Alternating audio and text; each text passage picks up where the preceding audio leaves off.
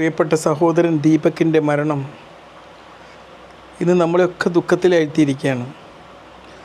അയാൾ ശരിയാണോ തെറ്റാണോ എന്നുള്ളതല്ല, അയാളെ സോഷ്യൽ മീഡിയയിലിട്ട് ഇങ്ങനെ എക്സിബിറ്റ് ചെയ്തത് അതൊരു വലിയ തെറ്റാണ്, ഒരു വലിയ തെറ്റാണ്.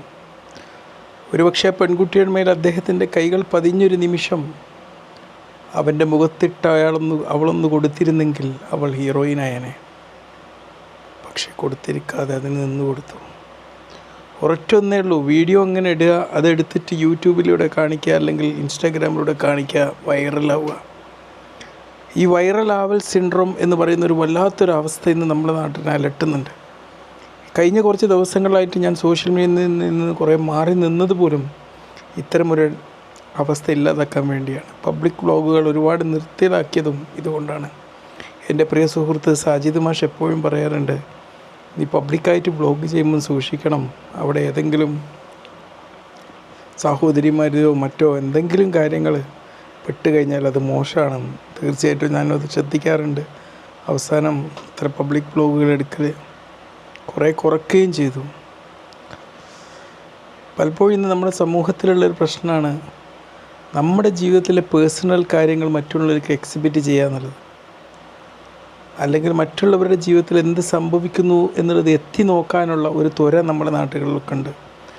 ആ എത്തി നോക്കലിനെ റീച്ചാക്കാൻ വേണ്ടിയാണ് ഇപ്പോൾ ആ സഹോദരിയൊക്കെ ഇതുപോലുള്ള പോസ്റ്റുകൾ ഷെയർ ചെയ്യുന്നത്.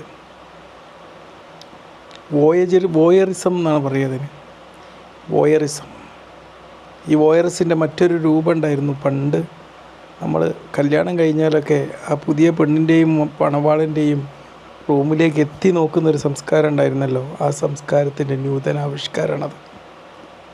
നമ്മൾ സോഷ്യൽ മീഡിയ ഇതൊക്കെ ഉപയോഗിക്കുന്നുണ്ടെങ്കിൽ അത് ഏറ്റവും ക്രിയേറ്റീവായിട്ടുള്ള കാര്യങ്ങൾക്ക് വേണ്ടി ഉപയോഗിക്കാം. ഒരുപക്ഷെ നിങ്ങൾ ചിന്തിക്കുന്നുണ്ടാവും, ഞാനെന്താ സോഷ്യൽ മീഡിയയിൽ നിന്ന് കുറേ ദിവസം മാറി നിന്നത്. ഞാൻ അതുക്കും മേലെ മറ്റൊരു പ്രവൃത്തിയിലായിരുന്നു. കോഴ്സുകൾ തയ്യാറാക്കുന്ന ഗ്രിപ്പിലായിരുന്നു. 2 കോഴ്സ് ഓൾറെഡി പബ്ലിഷ് ചെയ്തു. 2 കോഴ്സ്, ഒന്ന് മലയാളത്തിലും ഒന്ന് ഇംഗ്ലീഷിലുമായിട്ട് 2 എണ്ണം. 4 കോഴ്സുകൾ, 2 എണ്ണം മലയാളത്തിലും 2 എണ്ണം ഇംഗ്ലീഷും ഓൾറെഡി ഓൺ പ്രോസസ്സാണ്. ചുരുക്കി പറഞ്ഞാൽ ഒരു 2 ആഴ്ച കൂടി ആകുമ്പോഴേക്ക് 6 കോഴ്സുകൾ ഒറ്റയടിക്ക് യുഡെമിയിൽ അപ്ലോഡ് ചെയ്യാൻ എനിക്ക് സാധ്യമാവുന്നുള്ളതാണ്. ക്രിയേറ്റീവായിട്ടുള്ള കാര്യങ്ങൾക്ക് വേണ്ടി നമ്മുടെ ജീവിതം മാറ്റേണ്ട സമയം വൈകിയിരിക്കുകയാണ്. കാരണം ആർട്ടിഫിഷ്യൽ ഇൻ്റലിജൻസിൻ്റെ കാലമാണ്. മറ്റുള്ളവരുടെ വീട്ടിൽ എന്ത് നടക്കുന്നുണ്ട്, അവിടെ എന്ത് നടക്കുന്നു, ഇങ്ങനെ നടക്കുന്നതെന്ന് ഏറ്റവും മൂല്യമില്ലാത്ത ഒരു ജീവിതമായിട്ട്